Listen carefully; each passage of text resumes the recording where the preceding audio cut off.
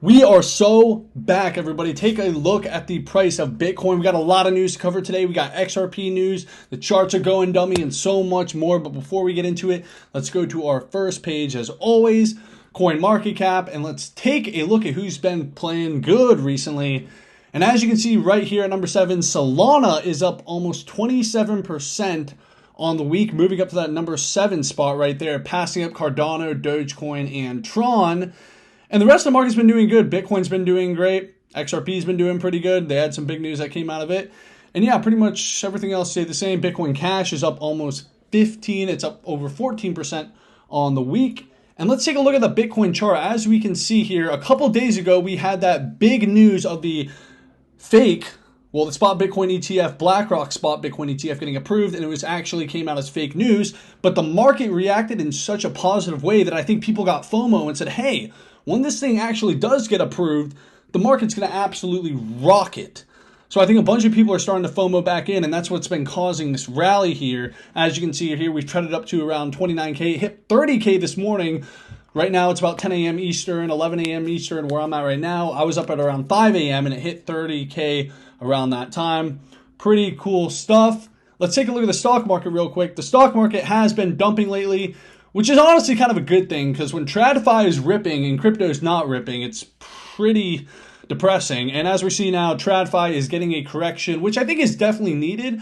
The stock market will probably go on a massive bull run at the same time crypto does.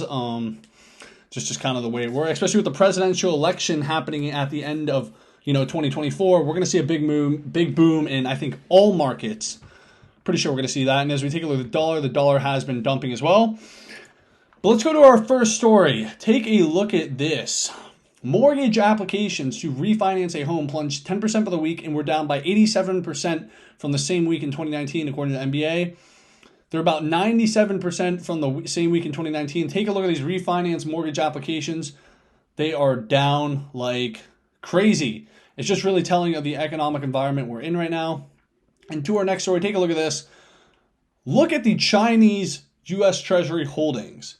Take a look at where they are at in 2010, and then take a look at where they're at now. They have been dumping their Treasury holdings. We know there's a lot of countries across the world that have been dumping their U.S. Treasuries. They're kind of saying, they're positioning themselves saying, hey, we are not a fan of the U.S. dollar dominance. We're trying to get away from that.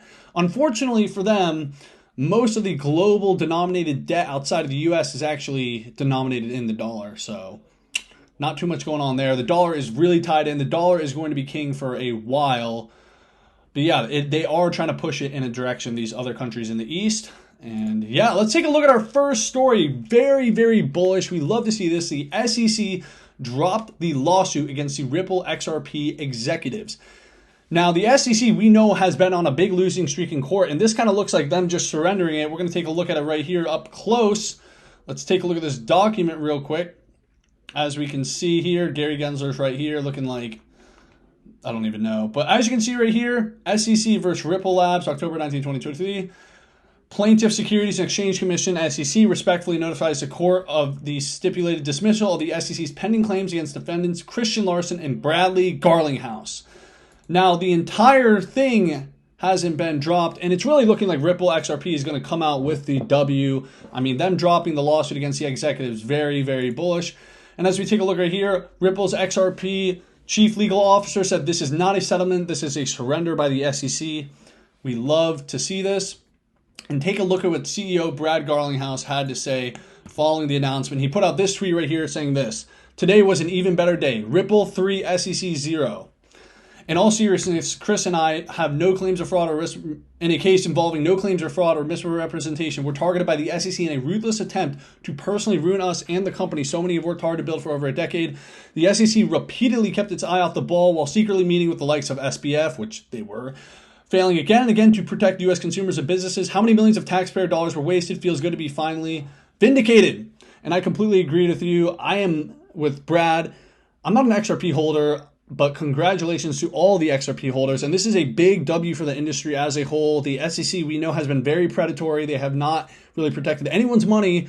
And it's starting to reflect in the courtroom as we're taking L after L after L. And let's hop back to the charts for a second. Let's take a look at the XRP price. I forgot to take a look at this. As you can see, the XRP price got a nice kick out of that news. A big green candle. Shout out to all the XRP holders. Big W, guys. I do not hold any, but yeah. And now take a look at our next story. President Biden asked Congress for $61 billion in funding for Ukraine and $14 billion for Israel. As predicted, they're trying to get as much as they can out of these, wars. Not too surprising. This is the classic. We all know the military-industrial complex is extremely profitable, and that's why they're hopping in all these wars. So, yeah. And I also think this is going to be fuel to fire up that money printer, which is going to be very interesting.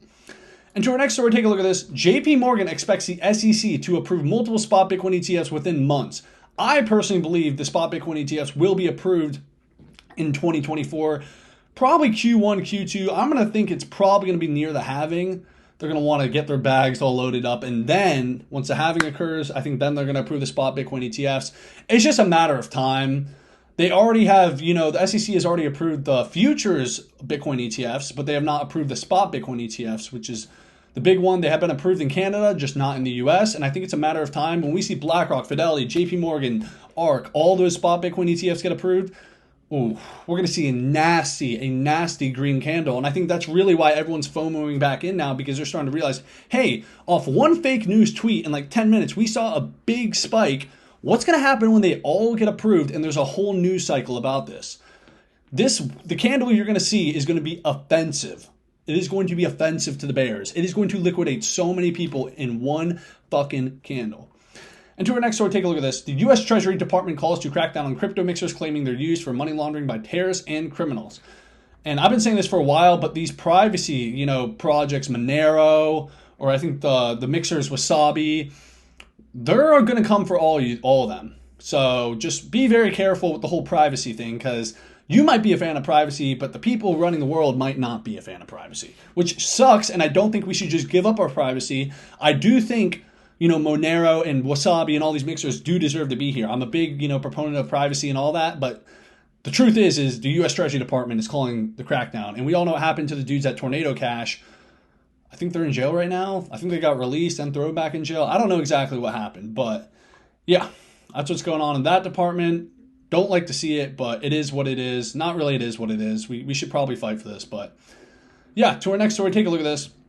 Fed Chair Jerome Powell says the current fiscal path we're on is unsustainable. And I've been saying this for a while. Of course it is.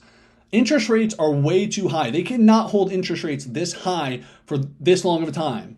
We've already seen banks collapse, businesses collapse. So many people are getting screwed over. What's going to happen is you're going to see in 2024, they're going to lower the interest rates. I don't think they're going to bring it. I think at some point in the next 5 years, they could bring it down to zero again. But I don't think in 2024, 2025, they will. I think they'll probably bring it around to 1%. If they bring it down to 0%, hey, I'm all for that. Let's run it. Let's go down to 0%. But I don't think that's going to happen. And obviously, I saw someone the other day tell me they think Jerome's going to pull a Paul Volcker and send interest rates to fucking 15% or something. That is not happening. They cannot go, and they really, it's unsustainable. What's going on right now is completely unsustainable. They're going to have to lower rates. That's the reality of the situation. So prepare. Think about it. Think about right real quick. Spot Bitcoin ETFs. We have the halving in April. They're going to have to lower interest rates. Presidential election. SEC starting to lose in court. Are you not bullish? How are you bearish? How are you bearish still? I think the rest of 2023 is probably going to be a chop. It's probably going to be boring. But in 2024, I think probably Q2, we're going to see the steam pick up. I think we're going to see some big moves happen in 2024, and then 2025, we're going to see a gigantic bull market. That is my prediction. Maybe it happens, maybe it doesn't. But all I ask is in 2025, when all the bears start grifting as bull influencers, just remember who is banging the drums at the bottom. That's all I ask. All I ask is when things really do start to get bullish, because they will, just remember who is telling you, okay? Just remember that. And in no means am I giving you financial advice. Go do your own research. I don't know what the fuck's going to happen. Maybe aliens show up and they destroy everything. I don't know. But yeah, guys, that's all we got for today's video. Make sure to go subscribe, like daily videos, leave a comment, and make sure to go follow me on Twitter. I'm most active on Twitter. We're getting lit over there. And yeah, guys, thank you for watching.